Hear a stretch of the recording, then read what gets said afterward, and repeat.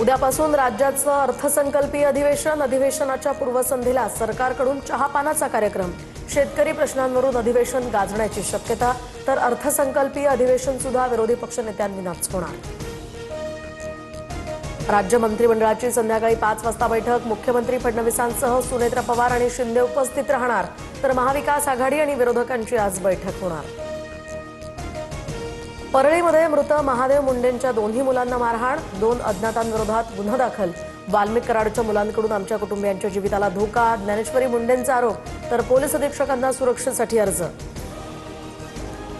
फरार आरोपी कृष्णा आंधळे 3 वेळा गावी येऊन गेला, आमच्या जीवाला धोका, कृष्णा आंधळेला अटक करा। सरपंच संतोष देशमुख हत्येप्रकरणी धनंजय देशमुखांचा धक्कादायक खुलासा, 6 महिन्यात मिळालेली माहिती सीआयडीलाही दिली। बारामतीच्या लोणी भापकर या ग्रामस्थांची आज गावबंदची हाक। दादांच्या संशयास्पद विमान अपघाताचा छडा लावण्याची मागणी। दादांचा अपघात नव्हे तर घातपात असल्याचा गावकऱ्यांना संशय। किल्ले शिवनेरीवरील कार्यक्रमादरम्यान भाजपच्या आशा बुचकेंकडून सुनेत्रा पवारांचा अपमान। सुनेत्रा पवारांना धक्का दिल्यासह शरद सोनवणेंकडून माईक हिसकावल्याचा सुद्धा व्हिडिओ व्हायरल। बुचकेंच्या या वर्तणुकीमुळे फडणवीसांची ही नाराजी।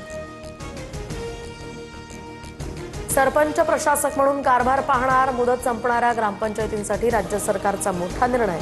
28 फेब्रुवारीपर्यंत मुदत संपणाऱ्या ग्रामपंचायतींसाठीच आता निर्णय लागू राहणार। मुंबई ते विजयदुर्ग रोरो सेवेला अखेर मुहूर्त मिळाला। 1 मार्चपासून हा जलप्रवास सुखकर होणार।